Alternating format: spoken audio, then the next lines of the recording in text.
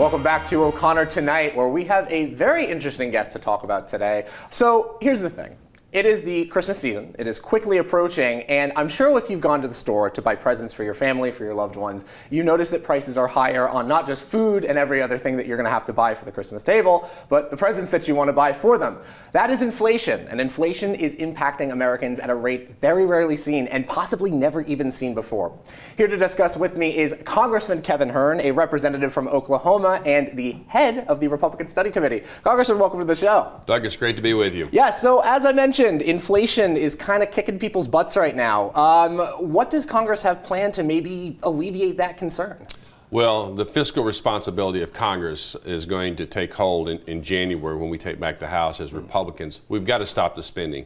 Every economist that's worth their salt, including those of Obama administration, Larry Summers, Jason Furman, others, said this all started with the American Rescue Plan back in February of 2021, the first thing that Joe Biden did with his new administration, and that the Democrats gleefully embraced. And we've seen this rapid rise in inflation. It wasn't the Ukrainian war. The inflation was at 7% before the Ukrainian war occurred.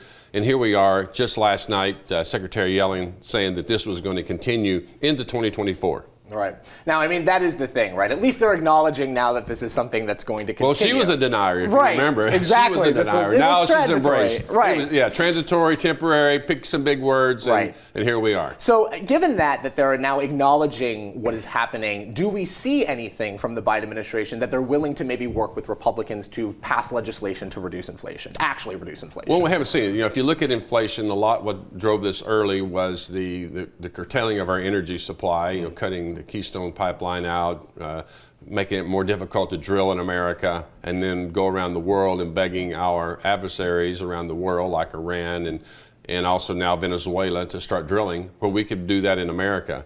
And some would argue the price of pump has come down a lot, and that's true, but that's because the economy is slowing.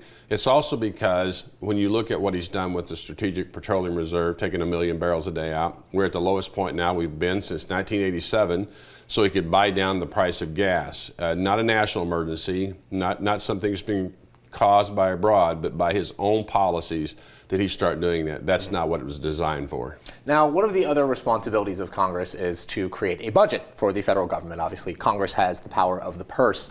Are we seeing that process is going swimmingly, or are we seeing that there are some issues with the process of creating a budget?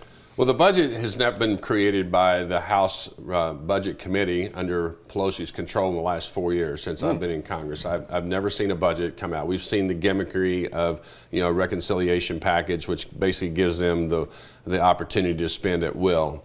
And we've seen them do just that. The Republicans will get back to regular order in the House, create a budget, get to the appropriations process, and send the bills over to the Senate for them to work on. But right now what we're worried about is on December 16th, which is Thursday night at midnight, at 12:01 in the morning, the federal government has no funding beyond that point in time. So we have the senators working on what's called an omnibus, a big lump of putting all the appropriations packages together to try to kick the can down the road. Same thing on a short-term continuing resolution or a long-term continuing resolution. Congressman, one of the things that just struck me about what you said is they're trying to build this omnibus package. Why is it so difficult for us just to say, this is what Congress needs to get going? How do we just fund Congress? We just get rid of the pork later. We can deal with that later. Why is that so hard? Well, the irony of this is that Joe Biden's top line number is roughly $1.7 trillion in discretionary spending, which is what the federal government or the Congress works on every year. That doesn't include the mandatory spending of Social Security, Medicare, and those type of funding. So 1.7 trillion. And we heard a Republican senator say we're only 25 billion apart. Now, if anybody thinks we're only 25 billion apart, that's, you know, I got a bridge to sell you in the desert. It's really about, can we get our names on something? Right. You're pushing back on me getting my names on something, because I will tell you, we know right now that there are 12 to 13, 14 senators, Republican senators, that want to spend money as well, and that's what we're waiting on to see if they can get their deal done. So again, you've just mentioned that there are Republican senators who are willing to spend all this money. What happened? By the way, there are House members too. We just haven't seen it yet. Sure, House Republicans too. Where is this coming from? Why are Republicans now wanting to spend all this money? I thought the GOP was sort of the party of fiscal responsibility, right? Well, you go all the way back as far as you want to go, and you'll notice that while Republicans don't spend at the same rate the Democrats do, everybody spends money. It's about bringing the pork home.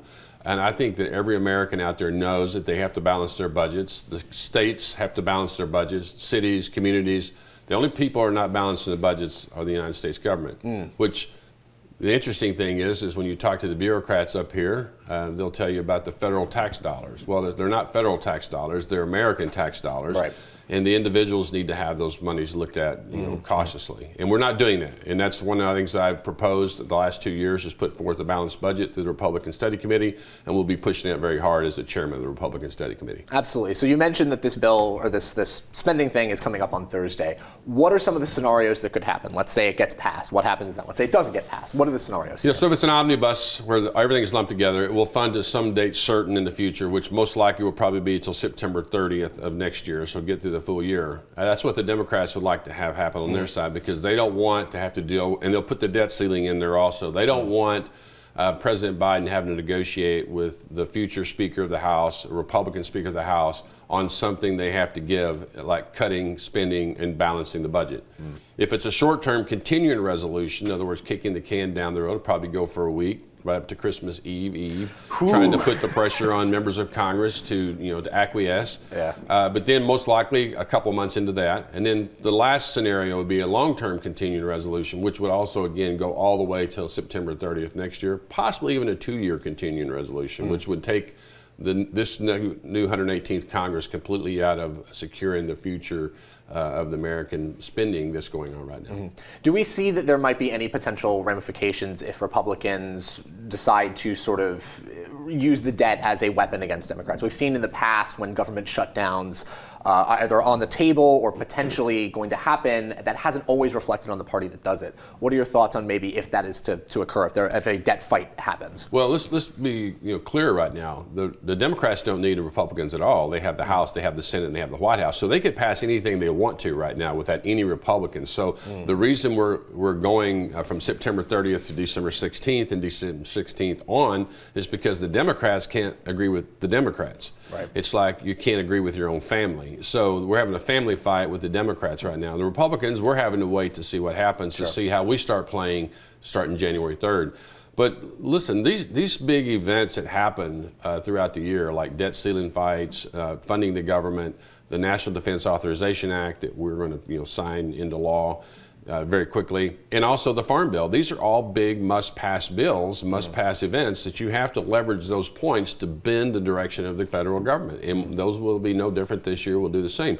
But I do also want to make it clear as well that if anybody shuts down the federal government, it will be the Democrats, Joe Biden, because we are going to cut spending. The American people are demanding it. Absolutely. Very briefly, Congressman, I wanted to mention that there is a little bit of family fighting within the Republican Party as well right now over leadership. Kevin McCarthy is not uncontested for the speakership. There are a couple of other candidates in the ring. What are your thoughts on that, and how does that reflect maybe kind of what the GOP is going through right now? Yeah, I don't know if it's a family fight. That might be a little, that might be a little bit harsh, but it is about a group of conservatives saying we need to change the direction of America, and it's not just the last 4 years. The last 4 years have been abysmal when it's coming, comes to spending. What we've seen with the Democrat House, but also what we're seeing right now is that there are rules that need to change. We need to make sure that we're not doing what we did prior to 2018 when Nancy Pelosi came into office.